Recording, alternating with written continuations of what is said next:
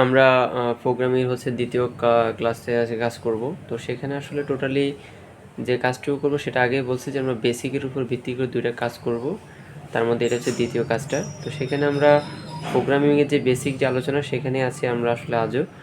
তো প্রথম যেটা দেখতে পাচ্ছি সেটা হচ্ছে প্রোগ্রাম কাকে বলে, এরপর হচ্ছে প্রোগ্রামের ভাষা কী, এগুলো আমি গত ক্লাসে আলোচনা করছি, যদি এখানে আবার এটা আসছে। এবং দেন মূলত আমি আজকে আলোচনা করব এই জায়গাটাতে যে প্রোগ্রামের প্রজন্ম আসলে কয়টি এবং সেগুলো কি বা কোনটা কত সালে আবিষ্কৃত হয়েছে সেগুলো। তা আমি যদি প্রথমে বলি যে প্রোগ্রামের আসলে প্রজন্ম হচ্ছে 5টা, তার মানে বুঝতে পারতেছে 5টা মানে প্রথম, দ্বিতীয়, তৃতীয় এবং চতুর্থ বা পঞ্চম পর্যন্ত রয়েছে। প্রথম প্রজন্মের ভাষা আসলে সেটাকে আমরা বলে থাকি যে মেশিন ভাষা অথবা যান্ত্রিক ভাষা, এবং এটা 1945 সালে এটা তোমার হয়েছিল, আবিষ্কৃত হয়েছিল। দ্বিতীয় প্রজন্মের যে ভাষা আমরা বলি সেটার আরেক নাম হচ্ছে অ্যাসেম্বলি বা সাংকেতিক ভাষা, সেটা হচ্ছে 1950 সালে। তোমার এখানে গুরুত্বপূর্ণ হচ্ছে দ্বিতীয় প্রজন্মের ভাষাকে কি বলে বা প্রথম প্রজন্মের ভাষাকে কি বলে, এগুলো এমসিকিউর জন্য গুরুত্বপূর্ণ।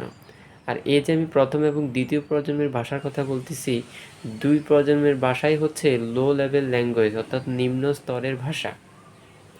এরপর আমরা চলে যাব তৃতীয় প্রজন্মের ভাষা, যেটাকে বলা হয় মধ্যস্তরের বা উচ্চ স্তরের ভাষা।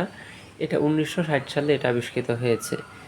চতুর্থ প্রজন্মের ভাষা, সেটাকে আমরা বলি অতি উচ্চ স্বরের হবে না, অতি উচ্চ স্তরের ভাষা হবে, এটা 1970। এরপর হচ্ছে যে আমরা পঞ্চম প্রজন্মের ভাষা, যেটাতে আমরা ইতিমধ্যে রয়েছে এখন পর্যন্ত, এটাকে বলা হয় কৃত্রিম বুদ্ধিমত্তা অথবা স্বাভাবিক ভাষা। মনে রাখতে হবে, আমি বারবারই বলতেছি এমসিকিউর জন্য গুরুত্বপূর্ণ হচ্ছে যে পঞ্চম প্রজন্মের ভাষাকে কি বলা হয়। এটা হচ্ছে কৃত্রিম বুদ্ধিমত্তার ভাষা, একই সাথে স্বাভাবিক ভাষা।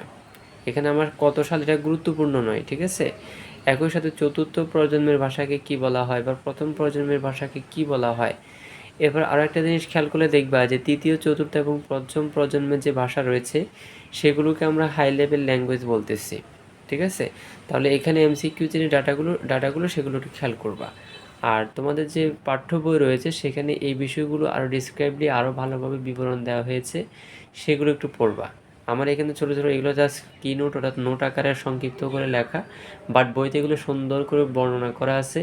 যেদিন যে পার্টটা পড়ানো হয় সেদিন সেই পার্টটা বই থেকে দেখে ওগুলো কমপ্লিট করবা, তাহলে পড়াগুলো আর জমবে না। বই আলাদা করে আমার অধ্যায় শেষ করার পরে বই আলাদা পড়ে আবার শেষ করার দরকার হবে না।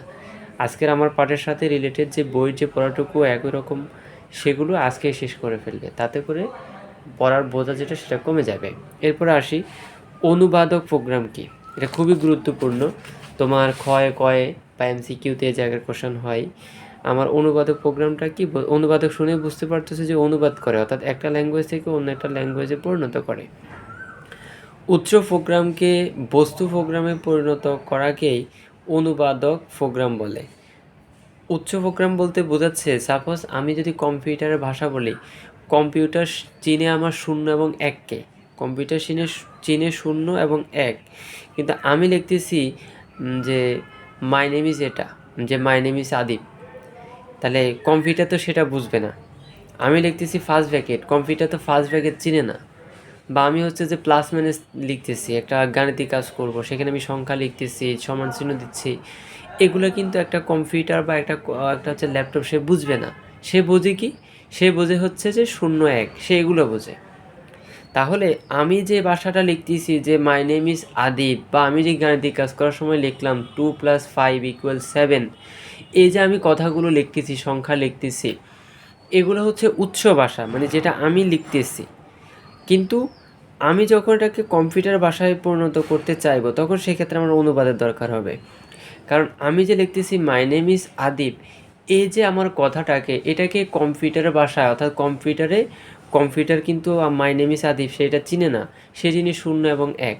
তাহলে আমার মাই নেম ইজ আদিব, প্রতিটা মাই নেম ইজ, প্রতিটা ওয়ার্ডকে সে 0 1 0 1 এরকম সে কোডে কনভার্ট করবে। কথা বোঝা গেছে? এই যে সে কনভার্ট করতেছে আমার ভাষাটাকে, সে যে কম্পিউটার ভাষায় পরিণত করতেছে বা অনুবাদ করতেছে, সেটাকে বলা হয় অনুবাদক প্রোগ্রাম। যেমনটা আমরা যদি বলি যে আমরা কি দেখি যে একটা কোনো একটা মানুষ যেমন মোদি কয়েকদিন আগে যদি একটা ভাইরাল জিনিস দেখে থাকো যে ইউনূস এবং হচ্ছে যে মোদি সাহেব একসাথে বসে কথা বলতেছেন, সেক্ষেত্রে মোদির জন্য একটা কী ছিল, অনুবাদক ছিল যিনি ইংলিশটাকে হিন্দিতে ট্রান্সলেট করে দিবেন।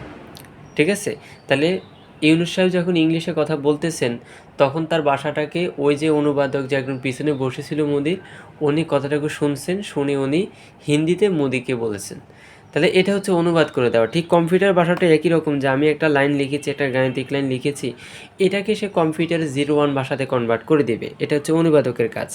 আর সেই অনুবাদক প্রোগ্রাম হচ্ছে 3 প্রকার, আমরা একটা একটা করে আলোচনা করি। প্রথম হচ্ছে কম্পাইলার। ভবিষ্যৎ যতদিন আইসিটি নিয়ে কাজ করবা দেখবা কম্পাইলার পাবাই। তো কম্পাইলার হচ্ছে যে হাই লেভেল ল্যাঙ্গুয়েজের লিখিত উৎস প্রোগ্রাম বা প্রোগ্রামকে আমরা বস্তু প্রোগ্রামে পরিণত করাকে আমরা বলতেছি কম্পাইলার। তাহলে যখন হাই লেভেল ল্যাঙ্গুয়েজের লিখিত কোনো উৎস প্রোগ্রামকে আমরা বস্তু প্রোগ্রামে পরিণত করব, সেটা হচ্ছে কম্পাইলার।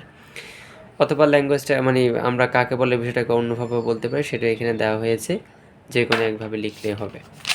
আমরা চলে যাব আমাদের আসলে কম্পাইলার কী কী ধরনের কম্পাইলার আমরা দেখতে পাবো এক্সাম্পল হিসাবে। এগুলো এমসিকিউর জন্য গুরুত্বপূর্ণ।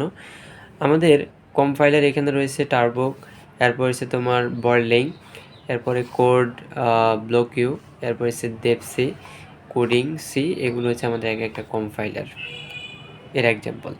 এরপর যদি দেখি যে অনুবাদক প্রোগ্রাম হিসেবে কম্পাইলার অধিক উপযোগী ব্যাখ্যা করো, ঠিক আছে, অথবা ইন্টারপ্রেটারের চেয়ে কম্পাইলার বেশি উপযোগী ব্যাখ্যা করো। তো এটা একটু পরে প্রশ্নটা আমি আসবো, সেজন্য কোশ্চেনটা আমি আর যাচ্ছি না, বাট আমি আগে ইন্টারপ্রেটার কি অথবা হচ্ছে যে অ্যাসেম্বলার এটা কি সেটা একটু আলোচনা করি, তারপরে কোশ্চেনটা আসবো। এবং কোশ্চেনটা খুবই গুরুত্বপূর্ণ, খতে দেয়। আমরা প্রথমে দেখি যে আমাদের ইন্টারপ্রেটার আসলে কি। হাই লেভেল ল্যাঙ্গুয়েজে লিখিত সম্পূর্ণ প্রোগ্রামকে লাইন বাই লাইন মেশিন প্রোগ্রামে রূপান্তর বা অনুবাদন করাকে ইন্টারপ্রেটার বলে। ভুল ত্রুটি বের করতে সময় কম লাগে। কারণ ভুল ত্রুটি বের করতে সময় এজন্যই কম লাগবে কারণ এটা লাইন বাই লাইন অথবা ওয়ার্ড বাই ওয়ার্ড সে কাজ করে সেজন্য। আর আমার কম্পাইলার কাজ করে একসাথে। কথাগুলো খেয়াল করতে হবে। এরপর হচ্ছে অ্যাসেম্বলারের কথা যদি বলি, অ্যাসেম্বলার করে কি, যে অ্যাসেম্বলি যে ভাষা রয়েছে সে লিখিত প্রোগ্রামকে মেশিন ভাষা অথবা যান্ত্রিক ভাষায় সে পরিণত করে। ঠিক আছে, তো এটা হচ্ছে একটা কার্যকরী ভাষা অথবা এটাকে মেশিন ভাষাও বলা হয়ে থাকে। আমরা যদি কোশ্চেনটার দিকে একটু খেয়াল করি, আমরা দুইটা কোশ্চেন পাবো। প্রথম কোশ্চেনটা হচ্ছে আমাদের জন্য যে অনুবাদক প্রোগ্রাম হিসেবে কম্পাইলার বেশি উপযোগী কেন, অথবা ইন্টারপ্রেটার অপেক্ষা আমাদের হচ্ছে যে কম্পাইলার বেশি উপযোগী কেন, অথবা কম্পাইলার এবং হচ্ছে ইন্টারপ্রেটারের মধ্যে পার্থক্য লিখো।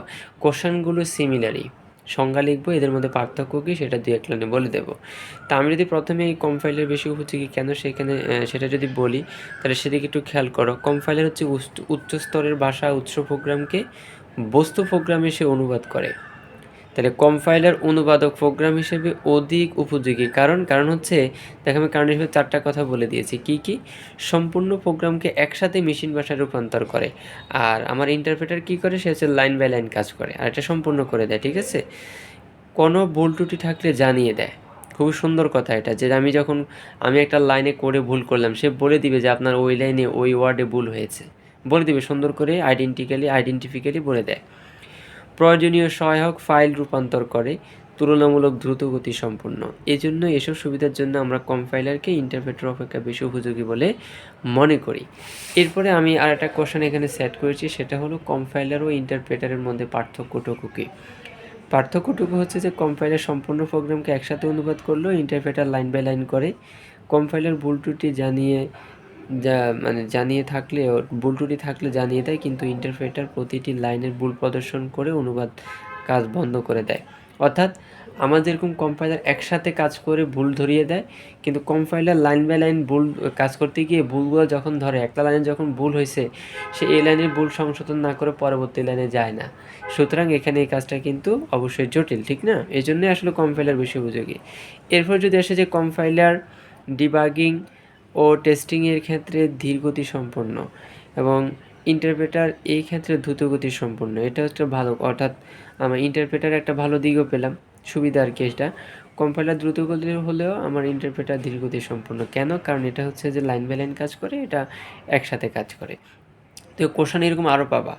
এবং এই যে আমি কম্পাইলার আলোচনা করলাম, অ্যাসেম্বলার, এরপর হচ্ছে যে আমাদের ইন্টারপ্রেটার আলোচনা করলাম, এগুলোর প্রতিটাই তোমার বইতে দেখবে যে বড় বড় করে আলোচনা করা, প্রতিটা কাজ নিয়ে কথা বলছে, সুবিধা অসুবিধা নিয়ে কথা বলছে। সুতরাং বইগুলোতে এগুলো সুন্দর করে ডিটেলসে পড়বা এবং কালারফুল পেন দিয়ে এগুলোকে একটু আন্ডারলাইন করে পড়বা।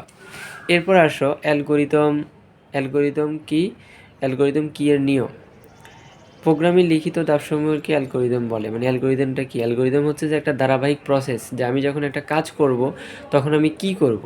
যেমন আমি যদি বলি যে আমি দুইটা সংখ্যা যোগ করব, যে একটা সংখ্যা এ আর একটা সংখ্যা বি, তাহলে আমি এদের মধ্যে কি কি করতেছি, যে আমি প্রথমে দুইটা সংখ্যা আগে পর্যবেক্ষণ করতেছি, অর্থাৎ এ লিখতেছি, তারপরে প্লাস চিহ্ন দিচ্ছি, তারপরে বি দিচ্ছি, তারপরে সমান চিহ্ন দিচ্ছি, তারপর আমার রেজাল্ট আসতেছে, ওটাকে আমি ছাপাচ্ছি, আমার কাজ শেষ হচ্ছে। তাহলে এটা যে একটা প্রসেস না, অর্থাৎ আমি শুরু থেকে শেষ পর্যন্ত কী করতেছি, এটাই হচ্ছে অ্যালগোরিদম, অর্থাৎ ধাপ, আমি যে কী কী ধাপে কাজ করতেছি। তো সেখানে বলছে এর ভাষা সহজে স্পষ্ট হতে হবে, মানে কী কী নিয়ম আসলে সেটা ফলো করে, ধাপে ধাপে সমস্যার সমাধান করতে হবে, প্রয়োগ উপযোগী হতে হবে এবং অর্থবোধক হতে হবে। এটা হচ্ছে অ্যালগোরিদমের আমার নিয়ম। এগুলো একটু মনে রাখতে হবে। আমি এরপরে তোমার বই থেকে কিছু আমি কিন্তু নেক্সট ক্লাস থেকে মূল টপিকে চলে যাব, প্রোগ্রামিংয়ের। প্রথমে আমি অ্যালগোরিদম রিলেটেড আলোচনা করব, তারপরে অ্যালগোরিদমের সাহায্যে কিভাবে আমরা সি প্রোগ্রাম লিখি বা এই প্রোগ্রামিং স্ট্রাকচার কীভাবে তৈরি করা হয় সেগুলো দেখব। বাট আমরা আজকে কয়েকটা অ্যালগোরিদমের যে ফ্লোচার্ট বা সিস্টেম যে ফ্লোচার্ট রয়েছে সেগুলো একটু দেখার চেষ্টা করব। এখানে ফ্লোচার্ট নামে কথাই বলা হয়েছে। ফ্লোচার্টটা কি সেটা দেখতে পাচ্ছ, যে ফ্লোচার্ট হলো আসলে যে আমাদের কতগুলো সুনির্দিষ্ট সিম্বল বা চিহ্নের মাধ্যমে অঙ্কিত প্রবাহমান চিত্র, যার কোনো সমস্যার সমাধানের ধারাবাহিক ধাপসমূহকে আসলে প্রকাশ করে থাকে। এরপরে তোমার একই সাথে ফ্লোচার্টের হচ্ছে যে কয়েকগুলা বৈশিষ্ট্য বা সুবিধাগুলো এখানে বলা হয়েছে। ফ্লোচার্ট হচ্ছে দুই ভাগে ভাগ করা হয়, একটা হচ্ছে সিস্টেম ফ্লোচার্ট, একটা হচ্ছে প্রোগ্রাম আসলে ফ্লোচার্ট। তো আমি প্রথমে হচ্ছে যে আমি আজকে যে কনফিগ দ্বারা আসলে কী বোঝায় বা কী কাজ করা হয় সেটা আমরা একটু দেখব। যখনই কোনো রেক্ট্যাঙ্গুলার শেপে যখন কোনো দেখবা, ঘর দেখবা, তখন বুঝে নিবা যে এটা প্রক্রিয়াকরণ বোঝাচ্ছে। এটা একদম মুখস্থ থাকতে হবে। আজকে যে চিত্রগুলো আমি দেব প্রয়োজনে দুইবার লেখে, এটা অবশ্যই আমাকে হোমওয়ার্ক হিসেবে প্রদর্শন আমাকে দেখাবা যে তুমি লিখছো দুইবার লিখতে হবে, বলতেছি বারবার। যেমন এটা দ্বারা বোঝাচ্ছে এটা প্রক্রিয়াকরণ। যখন এটা চতুর্ভুজ নয়, মানে তিনটা হচ্ছে বাহু ঠিক আছে সরল রেখা, বাট এই লাইনটা যখন এইভাবে বক্রাকার হবে তখন বোঝে ডকুমেন্ট হবে। যখন আমরা এইভাবে যাব, অর্থাৎ দুইটা ত্রিভুজ এইভাবে থাকবে, তখন এটাকে বলা হয় কোলেট বা সংযুক্তি। প্রতিটারই কাজে দেখবে, সমস্যা নয়। এরপর হচ্ছে যখন আমরা দেখব যে এইভাবে আমাদের একটা চিহ্ন দিয়ে এটাকে এইভাবে আনা হয়েছে, মানে এটাকে কার্ভ করে আনা হয়েছে, তখন বুঝবো ডিসপ্লে বা প্রদর্শন করা। চতুর্ভুজ একটার মধ্যে যখন মিডলে একবার দাগ দিয়ে দিব তখন বোঝাচ্ছে সর্টিং বা সাজানো। এরপর যখন এইভাবে দেখব সেটাকে বোঝাচ্ছে যে আমাদের 5 স্টেপ। এরপর যদি উল্টা ত্রিভুজ থাকে সেটাকে বোঝাচ্ছে অফলাইন মেমোরি, এবং এভাবে থাকলে হচ্ছে অনলাইন মেমোরি। মানে এবার প্রতিটা চিত্রই হচ্ছে কোনটা দ্বারা কী বোঝাচ্ছে দেখতে পাচ্ছ। বৃত্ত থাকলে কানেক্টিং বোঝাচ্ছে, বৃত্তের মধ্যে এভাবে থাকলে যে সামিং জাংশন বোঝাচ্ছে, আমার সমান্তরাল থাকলে কী বোঝাচ্ছে, ত্রিভুজ সোজা হলে কী বোঝাচ্ছে। এরপরে প্রতিটা জিনিসটা এখানে আসলে বলা হয়েছে। বৃত্তের ভিতরে ক্রস আকারে থাকলে কী বোঝায়, বৃত্তের ভিতরে যোগ আকারে থাকলে কী বোঝায়। তো প্রতিটা জিনিস এখানে রয়েছে। এরপরে এগুলো হচ্ছে প্রবাহমান চিত্র, যে এটা দ্বারা বাম, এটা দ্বারা ডানে, এটা দ্বারা উপর, এটা দ্বারা নিচে, এগুলো তো বোঝো। তো এই কাজগুলো একটু দেখবা। মানে এখানে টোটালি কাজ হচ্ছে যে চিত্রগুলো কোনটা দ্বারা কী বোঝাচ্ছে এগুলো একটু ভালো করে বোঝা। বিশেষ করে আমাদের যেগুলো সবচেয়ে বেশি কাজে লাগবে তার মধ্যে হচ্ছে যে আমাদের যে সামান্তরিক ত্রিভুজ, এরপরে হচ্ছে যে একটু আগে দেখলাম যে এগুলো আমাদের একটু বেশি কাজে দিবে, বৃত্তগুলো কাজে দিবে। আমরা এরপর প্রক্রিয়াকরণে যেটা ছিল এটা তো সব জায়গায় লাগবে এটা। তো এগুলো আমরা একটা একটা করে দেখব, সমস্যা নেই। আমরা যখন কাজ করব তখন এগুলো এমনিতেই ক্লিয়ার হয়ে যাবে। বাট বেসিক ক্লাস হিসেবে আমি এটা বলতে চাই যে এগুলো একটু ভালো করে কাজগুলো করবে এবং অবশ্যই নোট করবা। তো আজকে এই পর্যন্তই থাকুক। আমরা বেসিক ক্লাসের যে আমি থিওরিক্যাল আলোচনা করেছি সেগুলো একটু শেষ করব। অবশ্যই বইতেও সেগুলো আলোচনা করা হয়েছে, এবং একই সাথে আজকে যেগুলো নোট করতে বলছে সেগুলো একটু নোট করে কাজগুলো শেষ করবা।